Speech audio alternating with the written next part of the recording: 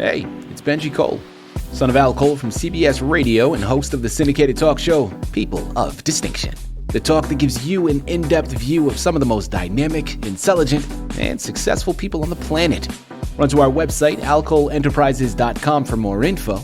Email me at benji@alcoleenterprises.com if you'd like to get involved with what we have going. And as always, please continue to like and follow our broadcast because People of Distinction is a nationally and internationally syndicated show because of listeners like you.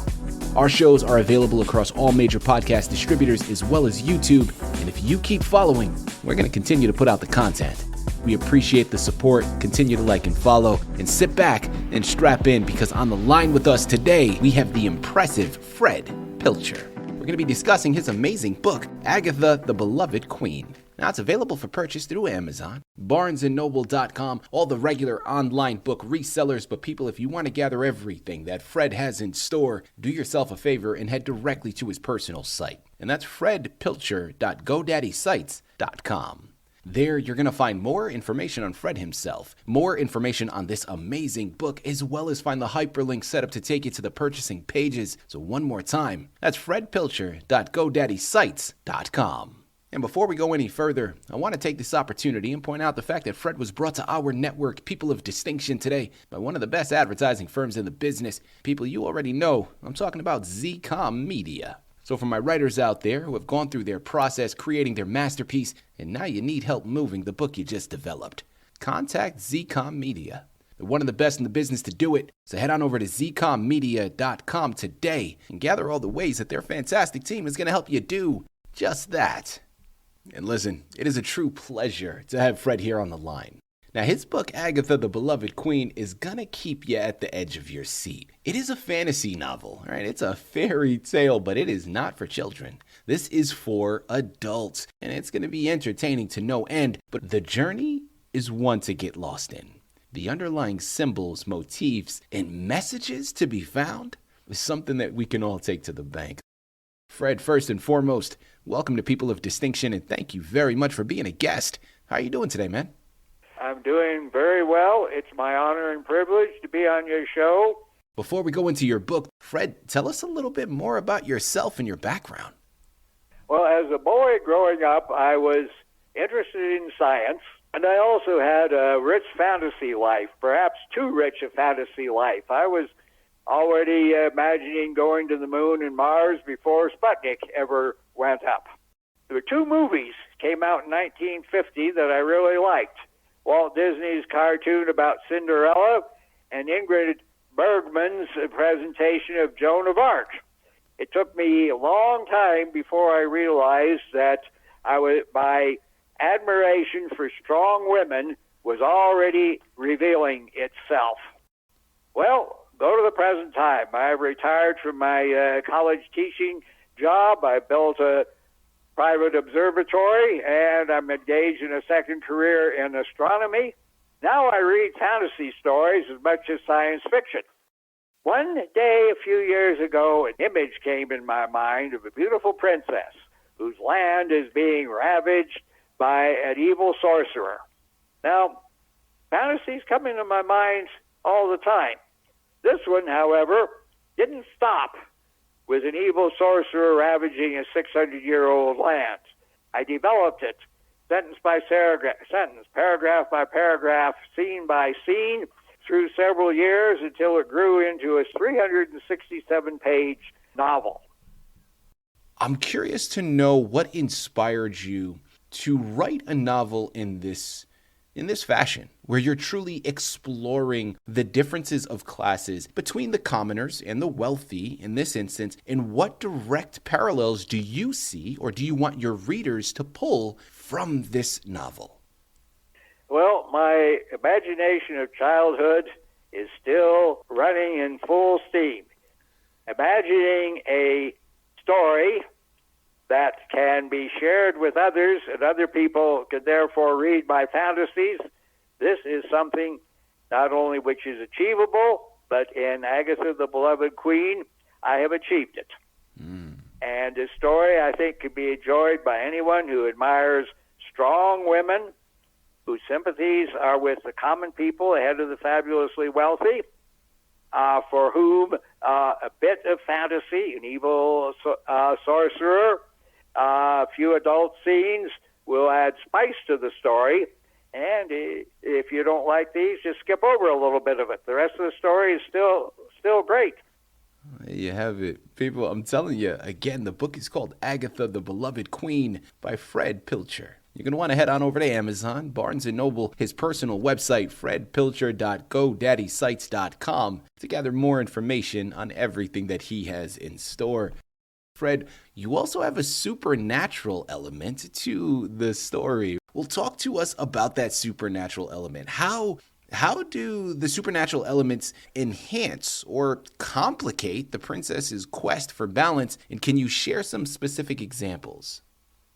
It enhances the story, I think, because my first fantasy that got it started was an evil sorcerer, rampaging, pillaging, plundering the land of Xana.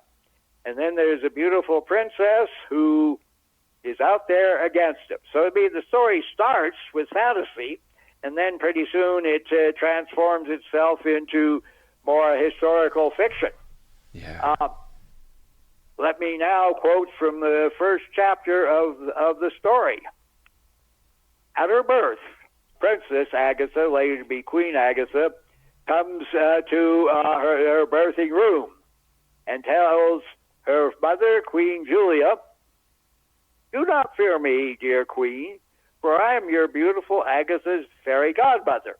I have come to grant her the gifts of wisdom, compassion, and perception of character. She can become the greatest monarch Xana has ever known." Gifts for a future queen, indeed, Queen Julia nodded in acknowledgement. Well, again, I will leave it to my readers to decide whether the gifts that the fairy godmother has given are utilized by Agatha as an adult to achieve her goals. Yeah. Again, I leave that up to each reader to decide.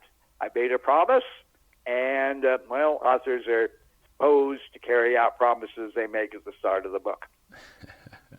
Fred, as we start to tie down here, last couple of questions, man. What are you hoping to see your readers take away from your novel upon completing it? I want to see them inspired to the view that despite all of the poisonous misinformation that's circulating around, all of the less than honorable rulers that are in most of the world, that there is a better way.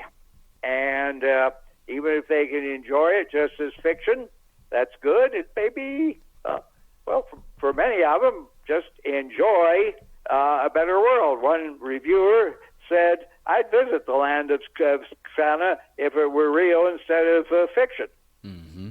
And who knows, somebody out there might get some ideas. How do we achieve common sense and responsible government? Well, it seems like that should be an easy feat, but it's anything but.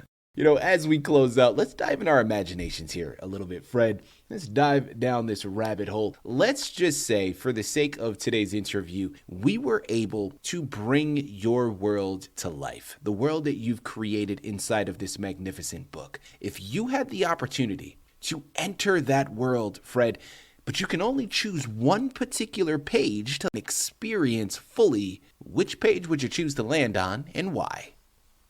I think I would land on the page where Agatha identifies her handsome crown prince Olaf and vanquishes the evil sorcerer, where she can start to rebuild her land into a kind and prosperous land full of energetic and productive people. Fred, we have discussed so much information here today, man. Is there anything that you still would like to let us know? Maybe something we haven't yet discovered or something we have and you just want to double down on. Take it away. Well, the only thing I would add to it would be that the story is full of personal interactions where Queen Agatha nurtures children and inspires adults to higher achievement and stops bad behavior as fast as it happens. How does she do it? Well, read the story and find out. Could it be done in the real world? Why not?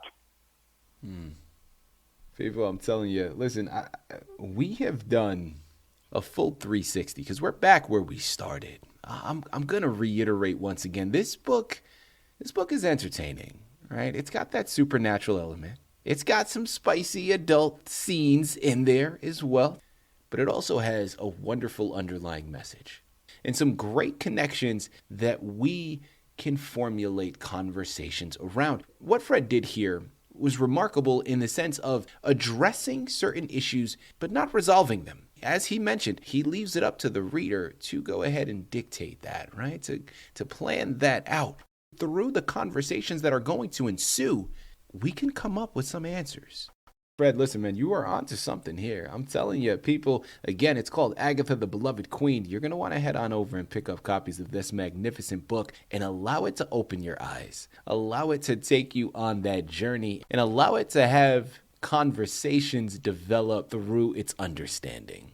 This is one you need to add to your shelf. This is one you need to get as a gift to add to someone else's shelf. You know where to go. Head on over there today, pick up your copies, get lost in it. Fred, this has been a true pleasure, man, an absolute delight. Thank you once again for being a guest on People of Distinction. Well, thank you again for having a superb interview.